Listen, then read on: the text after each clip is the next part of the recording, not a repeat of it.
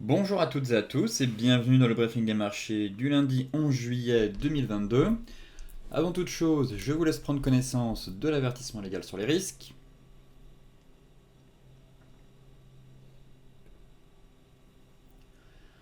Alors on débute la semaine en baisse sur les places européennes ce matin. Les nouvelles de Chine ne sont pas terribles avec la résurgence du Covid dans certaines villes. Donc petite baisse, on remonte un peu quand même suite à l'ouverture de ce matin où on a eu un gros gap baissier, on perdait quasiment plus de 1,5%. On a quand même diminué les pertes, mais on est toujours dans le rouge.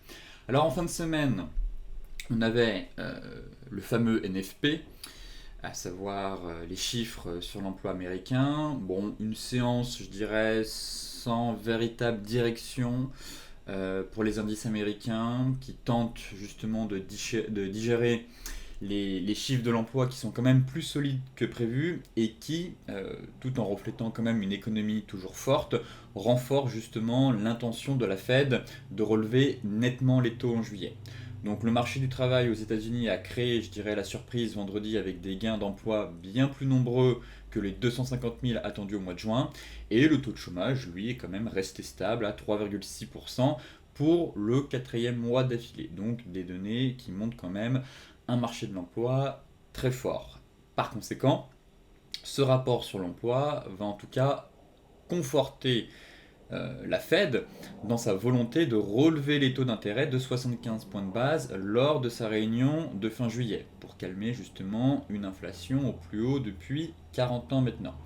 On a justement ensuite eu un représentant de la Fed, Raphaël Bostic, qui a confirmé lui aussi sa position en faveur d'une telle hausse, puisque l'économie reste forte et que la Banque centrale américaine veut absolument faire baisser l'inflation tout en maintenant l'économie aussi forte que possible. Donc le fameux soft landing, l'atterrissage en douceur.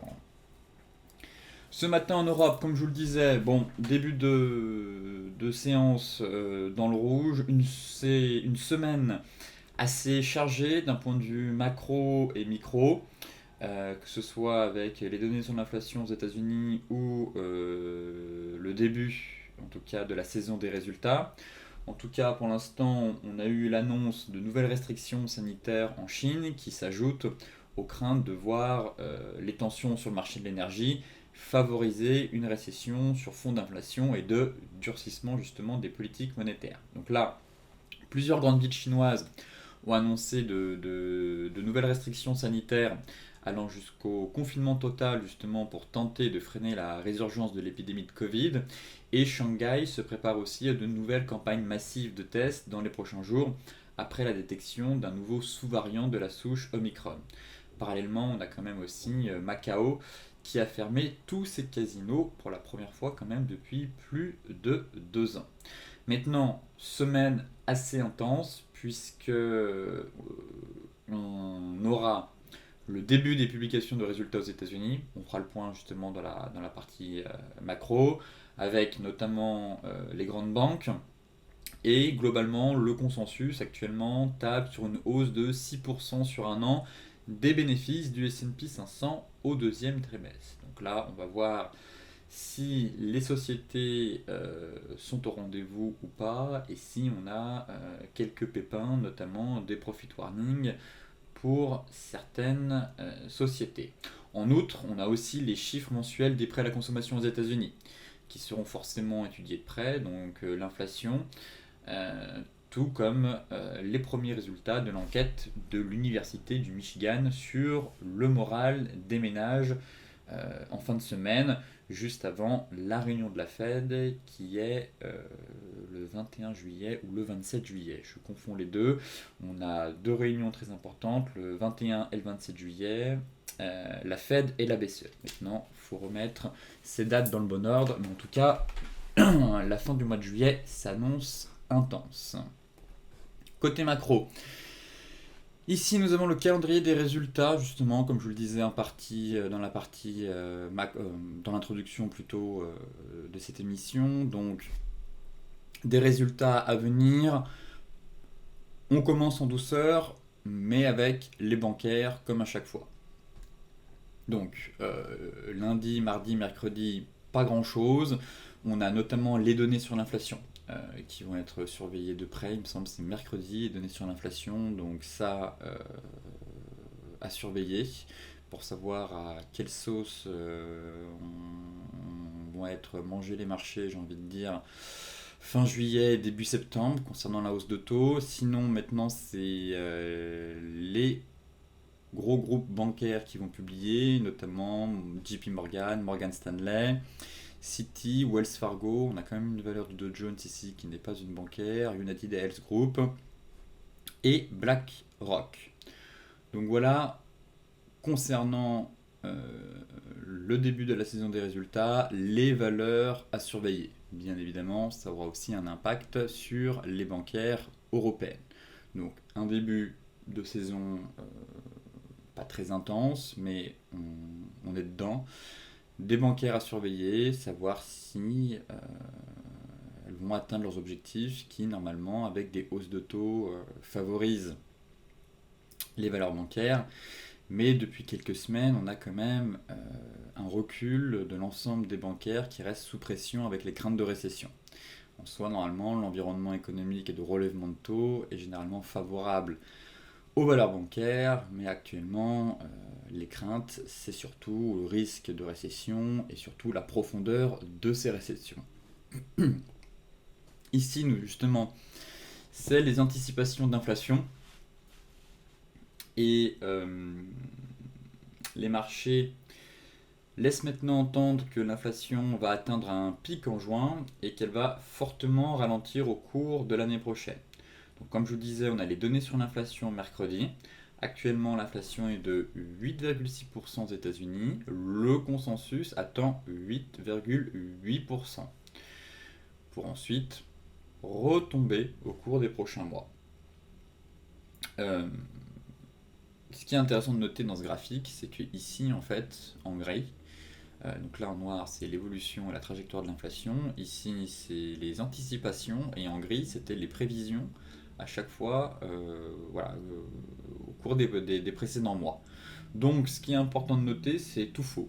Comme d'habitude, de la part du consensus, généralement le consensus a souvent tort en bourse, d'où l'hypothèse de souvent faire l'inverse, mais aussi les banques centrales ont eu tout faux, puisque les prévisions à chaque fois ont volé en éclats, très clairement. Donc maintenant, on constate quand même que les hausses de prix se calment. Et surtout, les matières premières ont quand même bien reculé. Donc l'inflation pourrait potentiellement faire de même. Je vous ai souvent partagé l'indice Bloomberg des commodities, en vous disant, au sein de l'inflation, l'énergie et les matières premières, en tout cas la flambée des prix, ont une composante importante au sein de l'inflation. Donc là, si vous regardez un peu les prix du pétrole, effectivement, on est revenu sur le bas de range. Bon, on peut se stabiliser, mais on a quand même bien reculé. Et si on regarde aussi l'indice Bloomberg Commodities, on a eu un fort déclin de l'indice. Donc là, pareil, ça peut être un premier élément confortant, qui pourrait nous conforter en tout cas sur le fait qu'on ait un pic de l'inflation qui soit atteint. Donc potentiellement, peut-être que le consensus va se tromper cette semaine et qu'on n'aura peut-être pas 8,8, mais peut-être 8,6 ou 8,5. Donc là, ça va être très important et très intéressant de voir vraiment la trajectoire de l'inflation. Le consensus table sur une accélération de l'inflation. Les autres fois, ce qui est intéressant de noter, c'est que le consensus tablait justement sur une diminution, un ralentissement de l'inflation. À chaque fois, on allait plus haut. Et aujourd'hui, maintenant qu'on a atteint des sommets, le consensus table plus haut. Donc encore une fois, envie de faire l'inverse et me dire que l'inflation pourrait peut-être reculer un petit peu au mois de juin. Donc des données à surveiller de près mercredi qui forcément derrière auront un impact sur les décisions de hausse de taux de la Fed. Effectivement, si l'inflation continue d'exploser et qu'on est à 8,8, même on dépasse les 9%, attendez-vous une hausse de taux de 75 points de base et la même chose quasiment au mois de septembre. En revanche, si pic de l'inflation et net recul, alors peut-être hausse de 75 points de base au mois de juillet, mais les banques centrales, en tout cas la Fed, pourra commencer à lever le pied au mois de septembre et ralentir derrière pour les autres mois concernant les hausses de taux à venir. Donc vraiment une donnée clé et chaude à surveiller justement pour ce mois d'été.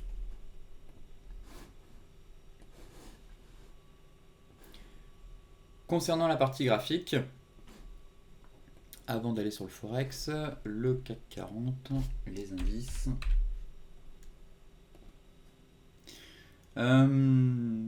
Toujours dans le range, honnêtement, pas grand chose à faire sur le CAC en ce début de semaine, je trouve. C'est encore un peu brouillon. On a ouvert avec un beau gap baissier et finalement on tente de reprendre et de limiter les pertes. Bon, hâte de voir surtout la séance américaine.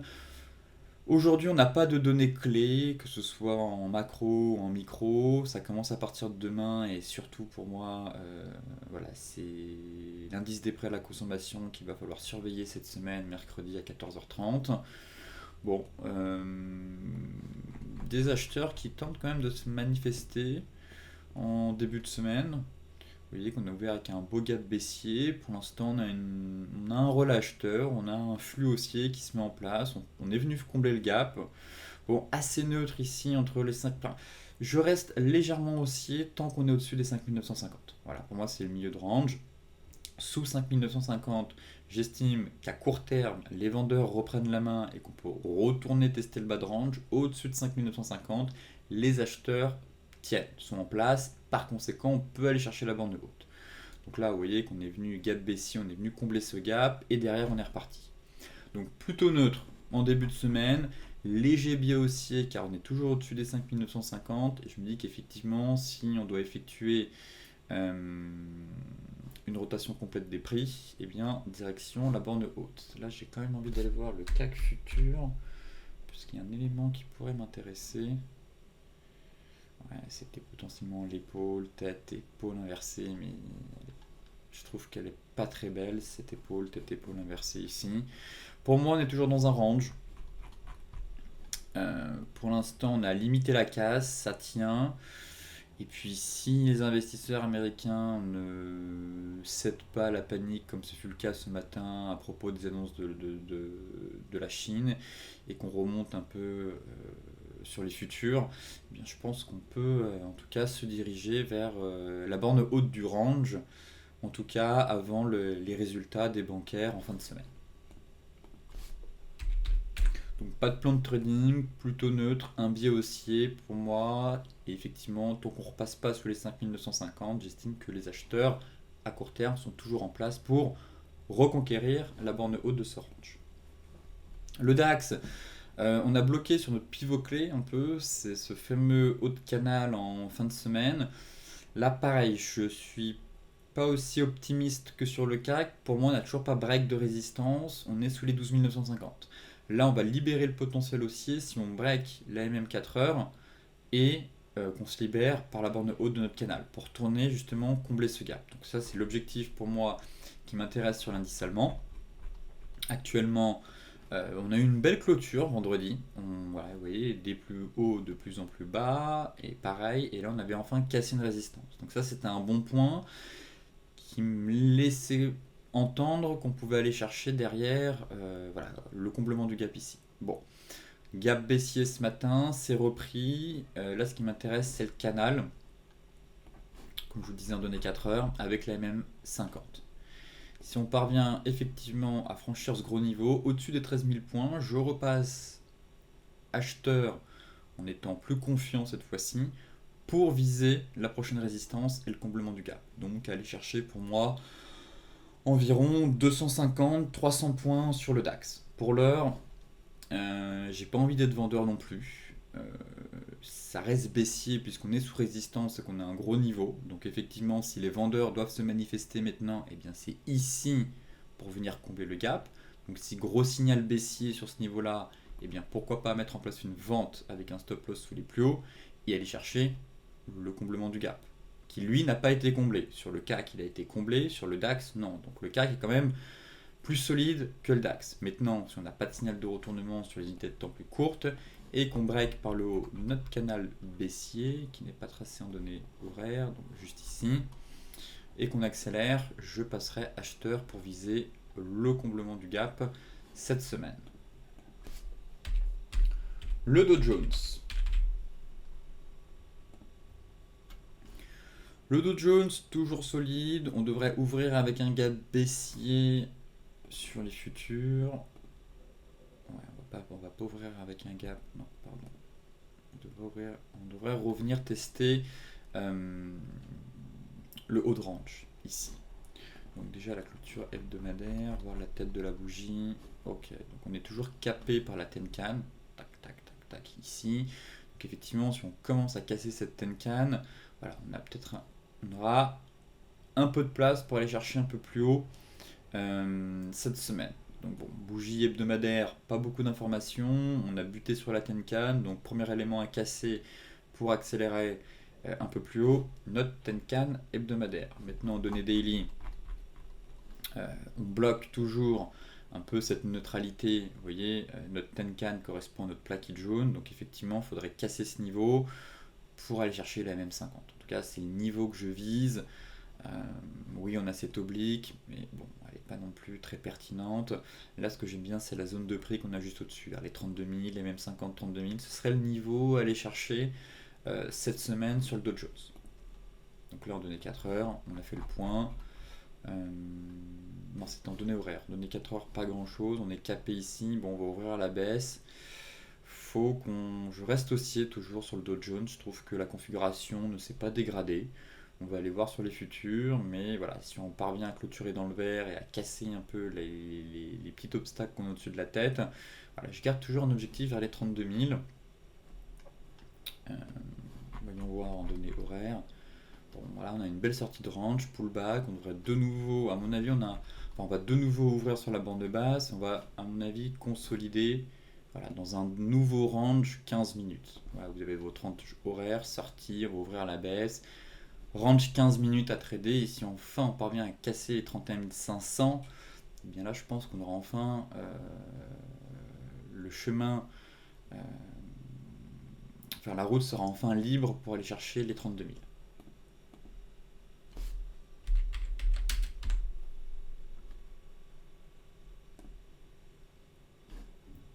Ouais, c'est ça, on est sur le... On va se mettre en données 4 heures, on perd 0,5, ça tient pour moi toujours. Les vendeurs n'ont pas vraiment pris la main, en tout cas toujours pas, on reste toujours dans ce canal haussier, à surveiller sur le cash, notamment en fonction de où se fait l'ouverture. Pour moi, si on est au-dessus de la borne haute du range, eh bien surveiller le range 15 minutes qu'on a eu sur le cash, qu'on vient de dessiner sur le cash, pour trader ce fameux range. Mais pour l'instant, voilà, on ouvre à la baisse, on est au-dessus du nuage, au-dessus de la M50, sur ce petit niveau de support intermédiaire. Donc, pas d'alerte baissière, je reste toujours dans le plan haussier sur le Dow Jones en ce début de semaine. L'euro-dollar.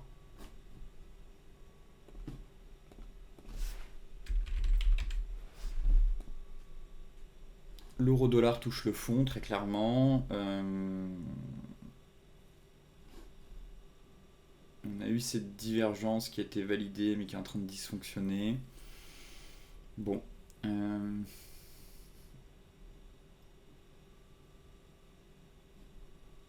Plutôt envie d'aller chercher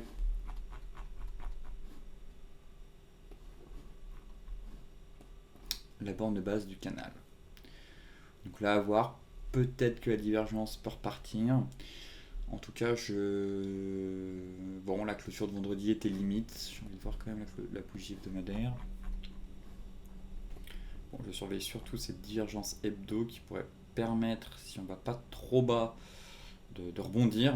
Et effectivement, j'ai un niveau qui m'intéresse à 0,9990, donc proche de la parité. Si on pouvait accélérer, taper ce niveau, et derrière ne pas faire un creux plus bas que le précédent, il y aurait potentiellement un trade swing intéressant à reprendre sur l'euro-dollar. Donc là, c'est le niveau que je surveille. Et en données daily,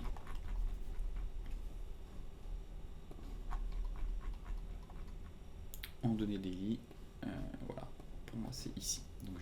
passer ma zone. C'est quasiment, c'est le seuil de la parité, c'est 1,99,90 et donc voilà, si on peut taper la bande basse du canal, en tout cas ici très clairement je passerai acheteur. Là, peu importe la dynamique, mais pour moi ici il y aura un rebond à jouer. Je parle pas d'une reprise haussière, mais il y aura un très beau rebond à jouer, c'est une grosse zone, un bas de canal, potentiellement début de divergence et donc je passerai acheteur quoi qu'il arrive si on tape ce niveau. On a fait pareil sur le franc suisse, l'euro est venu taper le franc suisse, enfin est venu taper la parité sur le franc suisse, on a fait une petite incursion, il y a eu rebond. Derrière, on est retombé. Mais il y aura une réaction de la part des acheteurs sur ce seuil psychologique qui est très important, qui coïncide justement avec qui, euh, qui correspond justement avec notre bas de canal daily.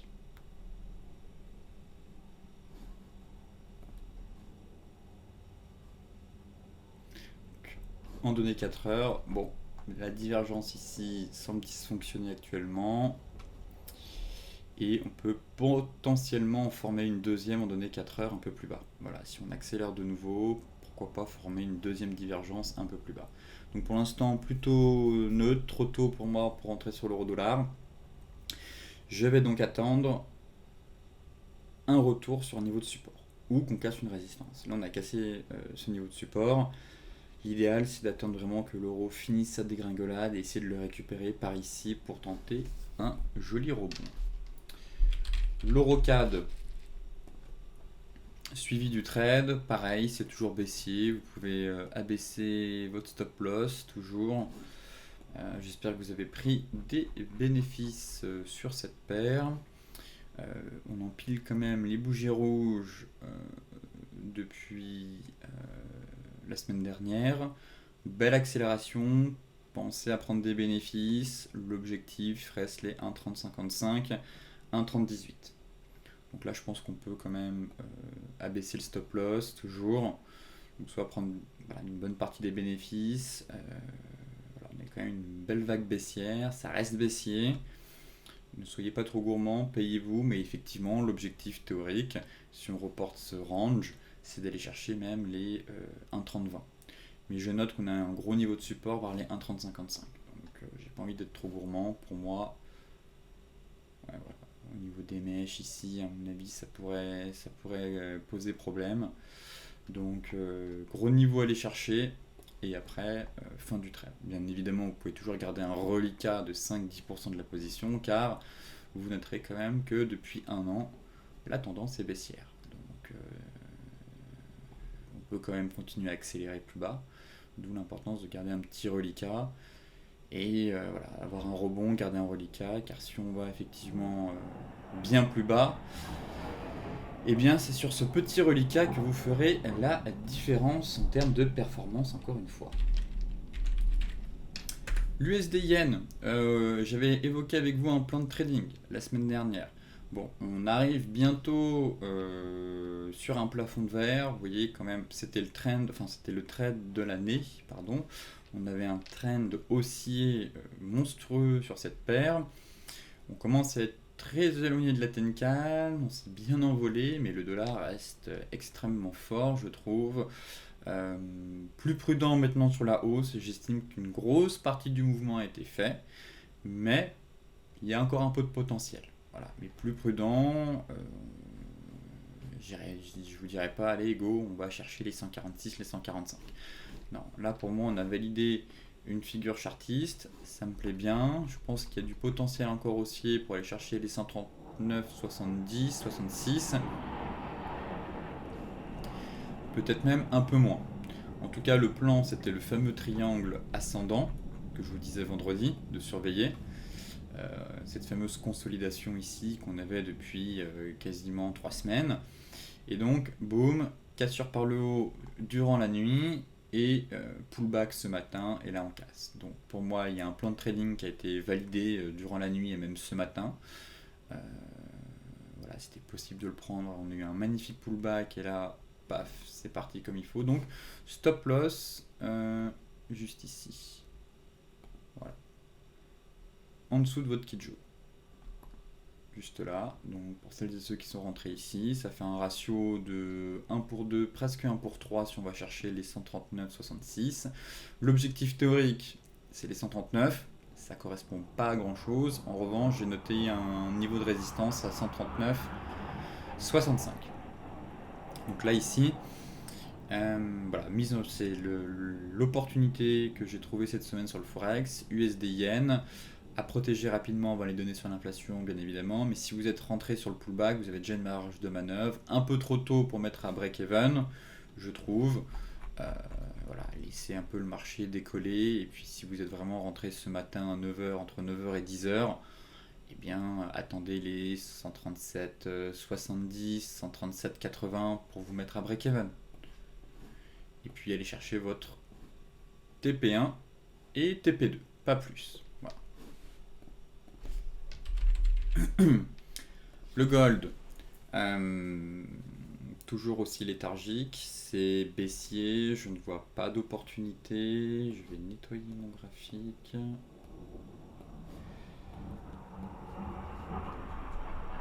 Bon, la bougie hebdo n'est pas belle du tout. On a quand même bien enfoncé le support des 1750 ici. Ça me plaît pas. On est sous résistance. Je n'ai pas envie d'être acheteur. En revanche, il y a vraiment un niveau qui commence à m'intéresser sérieusement. Ce sera ici, d'ici quelques semaines. Voilà, si on peut continuer à descendre doucement, lentement, mais sûrement vers la borne basse avec une MM200 qui remonte, alors là, oui, sans hésiter, il faudra effectuer des achats à bon compte.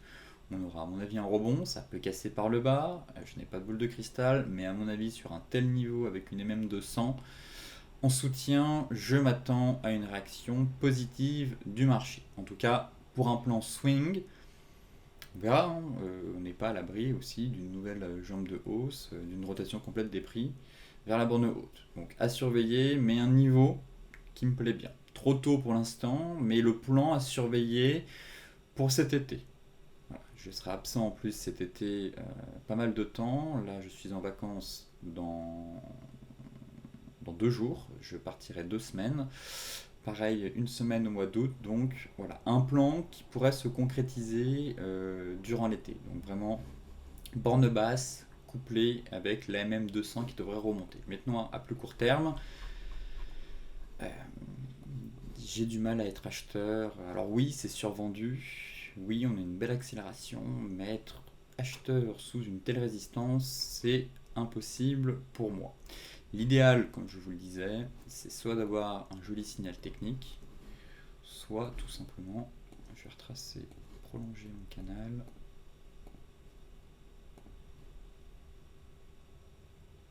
Si j'arrive voilà, à rattraper le point.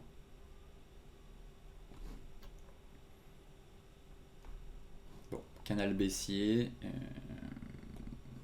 tout dépend comment on voit les choses. C'est vrai que si je prends les mèches ici, j'ai les deux, mais si on rabote un peu les mèches, en tout cas, voilà, on peut peut-être tomber sur ce bas de canal, taper le bas de canal, vers la MM200, ça reste pour moi la zone d'achat parfaite. C'est la zone 1690, 1670. Et là, pour l'heure, les vendeurs sont en place, c'est baissier. Difficile d'être acheteur sous résistance. Si on a un break, oui, on est survendu, donc effectivement, il y aurait un rebond pour aller chercher notre Tenkan, voir les 1790. Mais là, j'ai beau dézoomer, pour l'instant, je suis pas fan. Je suis pas fan de la structure. Sauf si retour sur les 1725. Là, on a un petit range, mais pas envie de trader ce range. Voilà, ce qui va m'intéresser maintenant, c'est cette divergence 4 heures. Donc là, elle est absolument pas validée. Si on tombe sur les 1725, effectivement, on pourrait former une divergence 4 heures. Je suis pas sûr que si on va à 1785, cette divergence soit encore valide. Mais pourquoi pas? À surveiller, ça dépend. Si on tombe lentement mais sûrement, on pourra avoir derrière une plus grosse divergence. Donc pour moi, le plan ici, c'est de surveiller soit la grosse divergence de long terme, qui arrivera dans les prochaines semaines sur les 1684, avec notre bas de range et notre bas de canal, soit à plus court terme si on tombe sur le support des 1725. Et donc,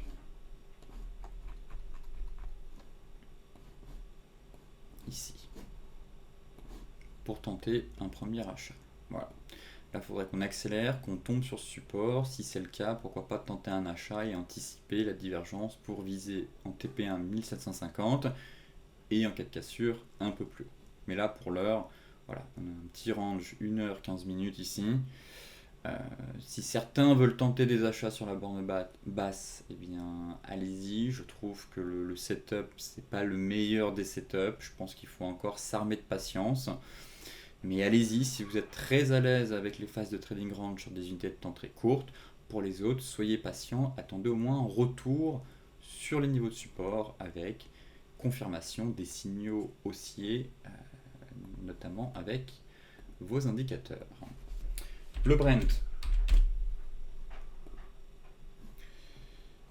Bon, le Brent, j'ai hâte de voir la réaction des investisseurs américains cet après-midi, parce que la bougie de vendredi était belle en fait. Et pour moi, on avait quand même un bel avalement haussier. Je vous disais, si on break les 105,33, c'est pas mal pour aller chercher plus haut. Maintenant, forcément, les nouvelles de Chine font craindre une baisse de la demande. Qui dit nouveau confinement dans les grosses villes chinoises, nouveau lockdown, forcément baisse de la demande de pétrole. Et donc, le secteur pétrolier est en berne ce matin. Néanmoins, rien n'est fait et la clôture ici vendredi était quand même assez belle et la clôture hebdo aussi. Donc là, ce qui va m'intéresser pour les prochaines semaines, ça va être la cassure Tenkan Kijun en données weekly.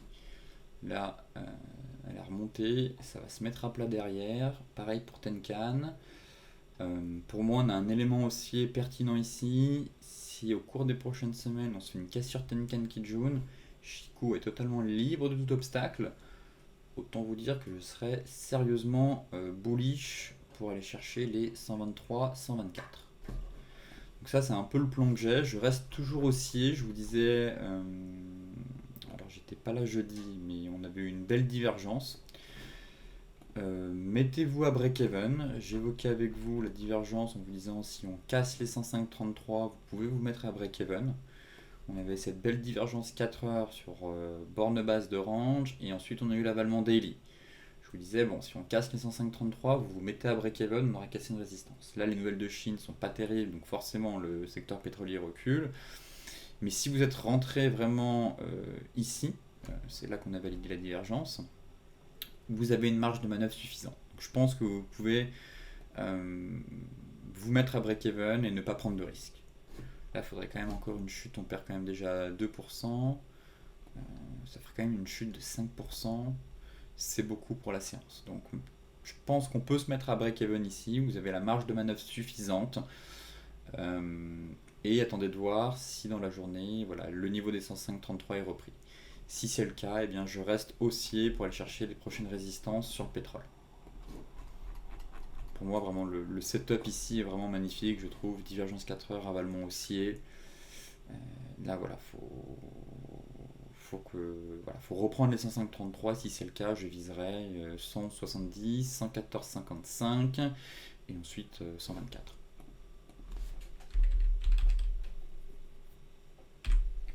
Le light, bon, c'est la même chose, mais la configuration est quand même plus sympa sur le Brent que sur le WTI. Déjà, on est vraiment venu taper la borne basse du range. On a vraiment eu l'avalement sur le bas de range. Ici, c'est sur un niveau de support. En soi, la config est la même. Il y a aussi la divergence 4 heures normalement. Exactement. La divergence a été validée. Mais je préfère la configuration sur le Brent. Ok, c'est bien. Bon, je suis bien en linéaire. Je préfère la configuration sur le Brent qui pour moi est plus propre, plus intéressante. Donc je reste focus. sur le Brent plutôt que le WTI, mais en soi c'est à peu près la même chose, à quelque chose près, mais c'est plus propre graphiquement et techniquement. Voilà. Euh, mais sinon l'idée reste la même. Si vous êtes rentré sur le WTI à la place du Brent, eh bien mettez-vous à break-even. Ne prenez pas de risque. Il y a eu une belle envolée. Remontez votre stop. Si ça doit repartir, ça repartira. Si finalement ça retombe, eh bien on continuera à travailler ce bas de range daily pour tenter de rentrer tant qu'on n'aura pas eu d'incursion sous la borne basse. Donc voilà le plan sur le pétrole. Les cryptos, maintenant.